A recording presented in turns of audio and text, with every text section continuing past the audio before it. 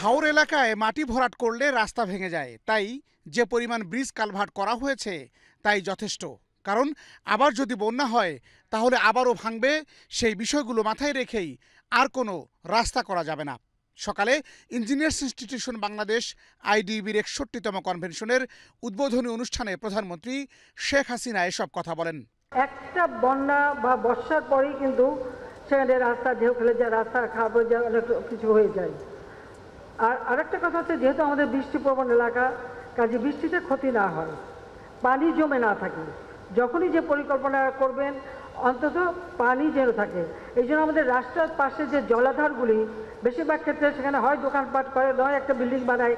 এটা চিন্তা করে না যে ঘন বর্ষণ হলে এই পানি শুধু আন্ডারগ্রাউন্ড থেকে টেনে নেওয়া সম্ভব না, অনেক সময় নদীর পানিও বেড়ে যায়। সেই জন্য আমাদের জলাধার খুব দরকার। দেশের বিদ্যুৎ উৎপাদন বৃদ্ধি করা হয়েছে জানিয়ে সরকার প্রধান বলেন, ৯৬ সালে বিদ্যুতের জন্য হাহাকার ছিল। বর্তমান সরকার ২৮,০০০ মেগাওয়াট বিদ্যুৎ উৎপাদন করতে সক্ষম হয়েছে এবং ৪১ সালের মধ্যে সরকারের লক্ষ্য ৬০,০০০ মেগাওয়াট বিদ্যুৎ উৎপাদন করা।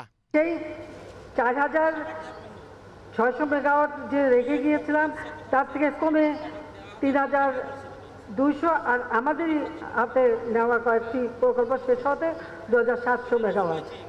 সেইখান থেকে যাত্রা শুরু করে আজকে আমরা ২৮,০০০ মেগাওয়াট বিদ্যুৎ উৎপাদনের সক্ষমতা রেখেছি। আমাদের লক্ষ্য যে ২০৩০ সালের মধ্যে আমরা কতটুকু করব, ৪১ সালের মধ্যে আমরা কতটুকু করব। সরকার প্রধান বলেন, দেশের মানুষের উন্নত জীবনমানের কথা মাথায় রেখেই কাজ করছে সরকার। কিন্তু একটি গোষ্ঠী আছে, তাদের কিছুই ভালো লাগে না। পদ্মা সেতুতে রেল, মেট্রো রেল, স্যাটেলাইট, পারমাণবিক বিদ্যুৎ এসব নিয়েও সমালোচনা করছে তারা। দৃশ্যমান আর শুভ ফলটা মানুষ পাচ্ছে। বাতেন বিপ্লব, এশিয়ান টেলিভিশন, ঢাকা।